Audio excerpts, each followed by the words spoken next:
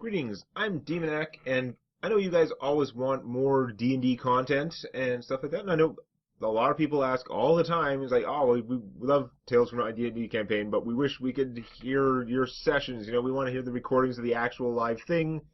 It's usually not as great as it could be. But what should be a great experience of listening to real D&D and watching real D&D is going to be Sunday Morning Heroes. Starting this Sunday, we're going to be live streaming a D&D campaign. So we're going to have Quill18, who is the player behind Draven in TDDC. We've got A Kiss for Luck, who is a live streamer in her own right. She does all kinds of, she does strategy games like Quill18, but she also does a lot of like building creative games and stuff like that. And she's been playing D&D for like 40 years. I've only been in a campaign with her once before, and it was fun. I've been looking forward to this. And then I'm going to get to be a player this time, which is always fun, because as a player, you can screw up everything instead of being the person responsible for preventing everything from completely screwing up. And that means that the DM, our game master, is going to be Briarstone, who you may know as Reginald Black's player, but he's also a live streamer known for his, let's say, wacky hijinks, but also for turning regular, totally not like Iron Man style games into Iron Man roguelike permadeath games and going crazy with stuff like that. There's all kinds of things.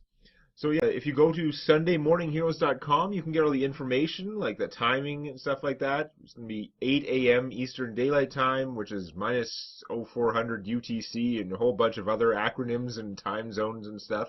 You can watch it on either A Kiss for Luck or Quill18 or Briarstone's Twitch TV channels. They're all going to be streaming it at the same time, or well, Briarstone's going to be streaming it, and they're going to be just replicating his stream. And I'm confident that many of us are going to be recording it, so someone will have it thrown up on YouTube to make sure. I will probably try and record it and throw it up on YouTube on my end, so that you guys, if you can't make it for the live streams, you can see it, or if you miss one or two, you can catch up and then hopefully still come and watch on Sunday mornings as we do whatever it is we do. Now we're going to be running the Princess of the Apocalypse module from Wizards on the Coast, from D&D official D&D module, which none of us know anything about except Briarstone, who's been reading it back to front and trying to get everything sorted out and make his maniacal plans and change things as he does.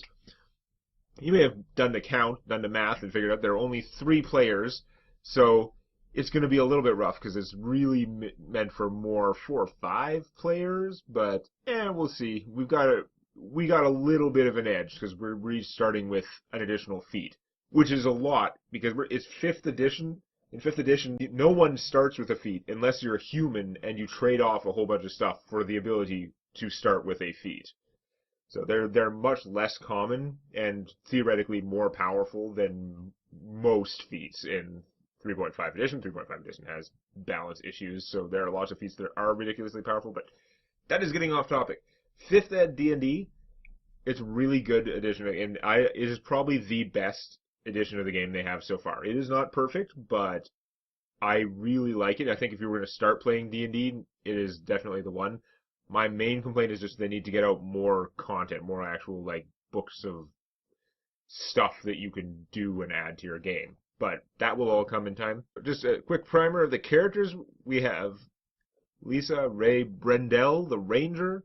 Sorry, Lisanne. I suck. Lisanne is regarded as Red Larch's premier herbalist, a skill she learned from her mother. However, wanderlust and a sense of adventure means that she's more of a ranger than a healer. And that's something that comes from her elven father. And like I said, she started playing D&D 35 years ago and she has played a lot of D&D. I mentioned stuff earlier. Quill18's character is Tau Gilmore, the widow. She became the widow after losing her husband and children and spent a decade as an assassin for hire, targeting the evil and the corrupt. She recently returned to Red Larch, hoping to reestablish a more peaceful life, which we all know will not succeed because we're starting a D&D campaign. Quill's been playing D&D almost every week for like 20 years, last 5 or 10 years, a lot of that with me. So that's going to be cool. And then we have Eric Jaleza, who is something of a brute. He's an intimidating thug and former blacksmith. After his family was attacked and his brother disappeared at the hands of mysterious assassins, he's going to use his meaty fists and anything else in reach to find answers. And there's some blurb about me being good at stuff. I don't know, whatever. Then we have Briarstone, of course, who's going to be our DM, guiding us through Princes of the Apocalypse. And yeah, it's going to be crazy. So you can check out that out at the website. There'll probably be more there later. The main thing, though, is if you can, try and catch the live stream Sunday morning starting at 9 a.m. And if you can't, we'll try and get it up there, but it should be a lot of fun. Or we'll all get butchered in the first adventure, because it's actually going to be really hard, and having an extra feat isn't really as good as having an additional character, especially in the module that's designed for possibly 4 or 5 characters, and we only have 3, so... yeah. See you then!